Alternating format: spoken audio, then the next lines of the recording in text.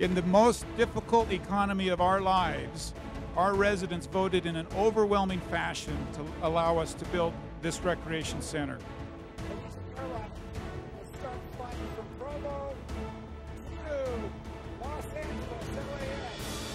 To the distributors, to the shareholders, to the management, all of you who have contributed to make this such a great day for Provo City, congratulations, and we wish you the best. I am excited to announce that we have reached agreement to bring Google Fiber to Provo, Utah.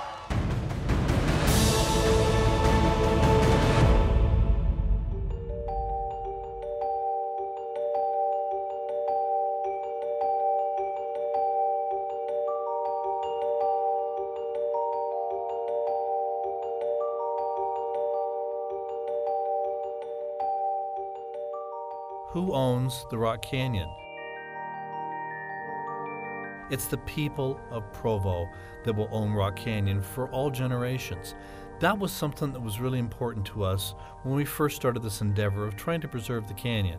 What is unique is its close proximity to Provo.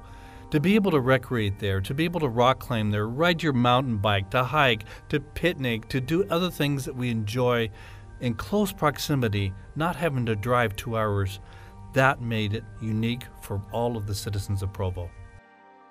In the last 100 years, as people no longer needed all of the natural world for survival, it became important to preserve the world not entirely created by humans, mediated by humans, altered by humans beyond recognition. My dad had a vision for this land, and my mom has the same vision, and I would even say a greater vision. And that vision is this to be a place to idealize the American dream. And there's everything. It's as far as the imagination goes.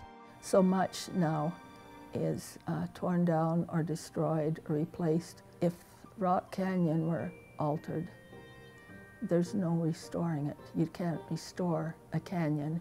You can only preserve it.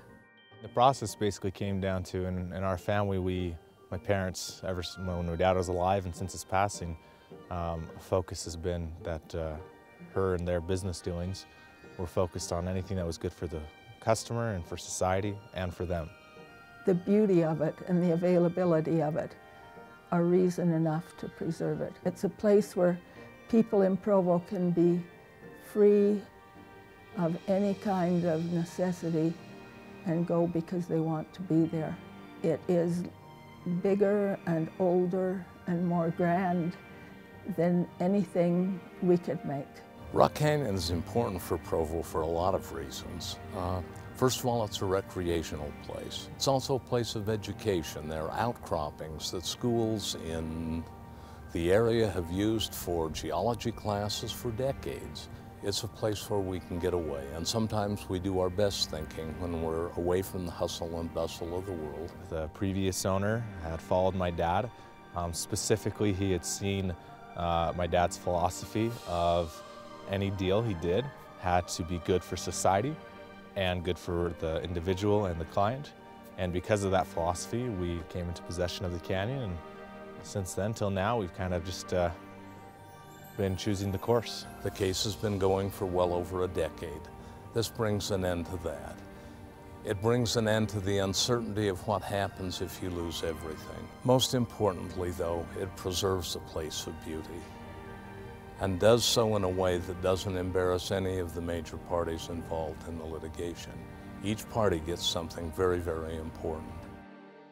We were all looking at the specter of a gravel pit right next to residences with the noise and the dust and the heavy traffic.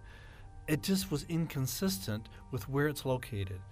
To be able to have that solved now by a voluntary resolution between the parties, that is the right answer. The real advantage for Provo owning Rock Canyon is that we can control our own destiny for the future. We can protect our back door. We can protect the environment, and we can protect this for the citizens of Provo in the future. The arrangement to settle this matter is important for everybody. First of all, it brings predictability to an area where we haven't had a great deal. People have a great deal to lose who are involved in the litigation of this matter. We reached out to Provo City to begin a mediation and to be able to resolve things, and have been able to resolve things where we'll be giving the canyon to the public, and it will remain a place of freedom. I mean, it's a local landmark. You can't land in the Provo Airport, drive on I-15 without seeing it. And now it's a place for the college students who can't afford to travel very far to come and hike, for the busy businessmen to get off for a few moments in the day, for people just looking out their windows. The preservation of the canyon and its entrance suggests a city that balances economic growth, economic health, and quality of life in a way that each can enhance the other. I can remember once as I was up in the mouth of the canyon walking up the hill, I saw a little family come down that hill. The lady had a little baby in her snuggly. The man had a daughter on his shoulders. They were laughing and having a good time, and as I looked at them, I thought, this is why we're involved in this matter. We've got to preserve this for them. And today, we did. There's some things that go beyond words. If there's dust, if there's sound, if there are fumes, it won't be the same place. To preserve the cliffs at the entrance was to preserve the capacity for the canyon to be either a retreat from the rest of the world or an entrance into a world where there are possibilities.